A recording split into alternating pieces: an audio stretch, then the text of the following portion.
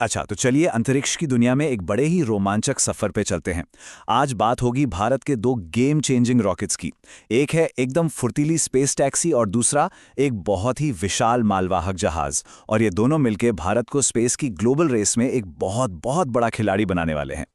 अब जरा सोचिए, जब हर कोई और ज्यादा बड़े और ज्यादा शक्तिशाली रॉकेट बनाने की होड़ में लगा है, तो भला कोई एक छोटा सा मिनी रॉकेट बनाने की क्यों सोचेगा? सुनने में थोड़ा अजीब लगता है ना, लेकिन इसका जवाब भविष्य की एक बहुत बड़ी जरूरत में छिपा हुआ है। और वो जवाब है ये नंबर, 1 लाख से भी ज्यादा। जी हां, सही सुना। एक अनुमान के मुताबिक 2030 तक हमारी पृथ्वी के चारों ओर 1 लाख से भी ज्यादा छोटे छोटे सैटेलाइट्स चक्कर लगा रहे होंगे।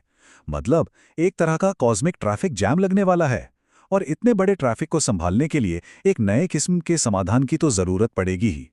और बस यहीं से छोटे सैटेलाइट्स की क्रांति की शुरुआत होती है। देखिए, ये जो छोटे, सस्ते और कमाल के काबिल सैटेलाइट्स हैं ना, ये कम्युनिकेशन से लेकर पृथ्वी पर नजर रखने तक सब कुछ बदल रहे हैं। लेकिन एक प्रॉब्लम है, इन्हें स्पेस में भेजने का जो तरीका है वो अब भी काफी हद तक पुराना ही है।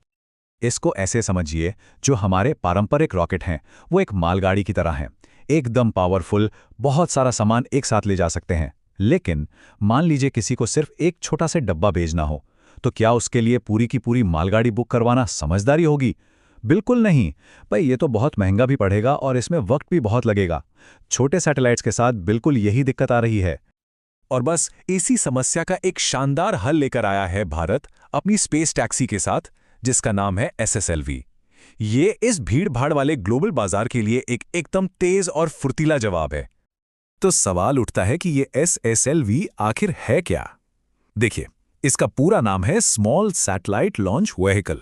और जैसा कि नाम से ही साफ है, इसे खास तौर पर छोटे सैटेलाइट्स को कम से कम खर्चे में और बहुत ही जल्दी स्पेस में भेजने के लिए ही डिजाइन किया गया है। अच्छा, SSLV का जो सबसे बड़ा फायदा है ना, वो है लॉन्च ऑन डिमांड।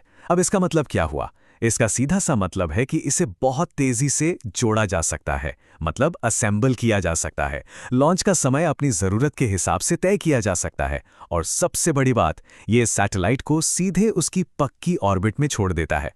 कोई लंबा इंतजार नहीं, कोई झंझट नहीं। अब जरा फर्क देखिए, ये कितना बड़ा अंतर है। जहां एक तरफ पारंपरिक रॉकेट्स को तैयार करने में कई कई महीने लग जाते हैं, वहीं दूसरी तरफ SSLV को सिर्फ 72 घंटों के अंदर लॉन्च के लिए रेडी किया जा सकता है। सोचिए, बस 72 घंटे। यही स्पीड तो है असली गेम चेंजर। तो कह सकते हैं कि SSLV असल में सैटेलाइट्स के लिए एक ऊबर टैक्सी जैसा है।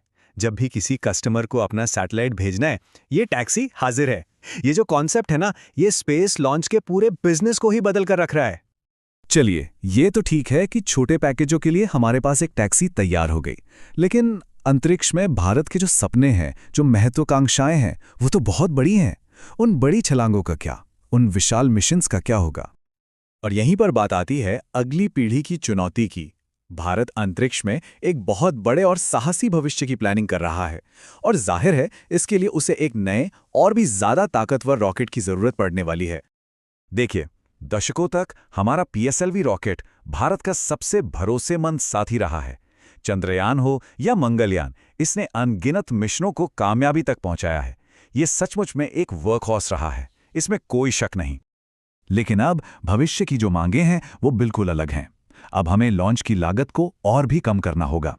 दुनिया भर से मुकाबला करने के लिए रीयूजेबल यानी दोबारा इस्तेमाल हो सकने वाले रॉकेट चाहिए। हमें गहरे अंतरिक्ष में और भी भारी मिशन भेजने हैं। और हाँ, सबसे जरूरी, भविष्य में अपने अंतरिक्ष यात्रियों को स्पेस में भेजने की क्षमता भी तो विकसित करनी है। तो अब मिलिए भविष्य के इसी हेवी लिफ्टर से, NGLV। ये ब्रह्मांड के लिए भारत का अपना रीयूजेबल कार्गो शिप होगा। जी हां, एक विशाल मालवाहक जहाज। तो ये NGLV क्या है? इसका मतलब है नेक्स्ट जनरेशन लॉन्च व्हीकल। ये एक ऐसा रॉकेट होगा जो न सिर्फ बहुत भारी वजन उठा पाएगा, बल्कि इसके जो मुख्य हिस्से हैं वो वापस आकर दोबारा इस्तेमाल भी किए जा सकेंगे। इसका एक ही लक्ष्य है, ज्यादा शक्ति, ज्यादा कुशलता और कम से कम लागत। अब जरा इसकी क्षमता में जो उछाल आने वाला है उस पर गौर कीजिए। हमारा SSLV वो 500 किलो तक का वजन ले जा सकता है। हमारा भरोसेमंद PSLV करीब 1750 किलो, और NGLV ये सीधे सीधे 10,000 किलो का पेलोड लो अर्थ ऑर्बिट तक ले जाएगा। ये सिर्फ एक अपग्रेड नहीं है, ये एक पूरी की पूरी क्रांति है। और NGLV का जो सबसे क्रांतिकारी पहलू है वो है इसकी रीयूजेबिलिटी। इसको ऐसे समझिए, पारंपरिक रॉकेट एक डिस्पोजेबल कप की तरह होते हैं, एक बार इस्तेमाल किया और फेंक दिया। लेकिन एक रीयूजेबल रॉकेट में जो बूस्टर जैसे महंगे हिस्से होते हैं वो वापस धरती पर लैंड करते हैं और उन्हें फिर से इस्तेमाल किया जा सकता है। और इससे होता क्या है, हर एक लॉन्च का खर्चा जबरदस्त तरीके से कम हो जाता है। तो कुल मिला के ये है भारत की 2 रॉकेट स्पेस स्ट्रैटेजी, एक ऐसी सोची समझी रणनीति जिसे लॉन्च मार्केट के हर छोटे बड़े कोने पर अपनी पकड़ मजबूत करने के लिए ही बनाया गया है। ये चार्ट इस पूरी स्ट्रैटेजी को बड़े अच्छे से दिखाता है। देखिए, एक तरफ है SSLV जो छोटे सैटेलाइट्स के तेजी से बढ़ रहे बाजार को अपनी मुट्ठी में करने के लिए है, और दूसरी तरफ है NGLV जिसका निशाना है बड़े प्रोजेक्ट्स जैसे भारी communication satellites, deep space mission और हाँ, भविष्य के मानव मिशन। मतलब बात बिल्कुल सीधी है, भारत के पास अब 2 अलग-अलग टूल हैं। एक रॉकेट है रफ्तार और फुर्ती के लिए और दूसरा है ताकत और बड़ी महत्वाकांक्षाओं को पूरा करने के लिए। ये दोनों एक दूसरे के पूरक हैं। तो अब आखिरी और सबसे बड़ा सवाल यही उठता है, अपने बेड़े ने एक स्पेस टैक्सी और एक विशाल मालवाहक जहाज के साथ क्या भारत आने वाले दशकों में इस कॉस्मिक इकोनॉमी यानी ब्रह्मांड की अर्थव्यवस्था का एक बड़ा खिलाड़ी बनने और शायद उस पर हावी होने के लिए पूरी तरह से तैयार है? ये एक सोचने वाली बात जरूर है।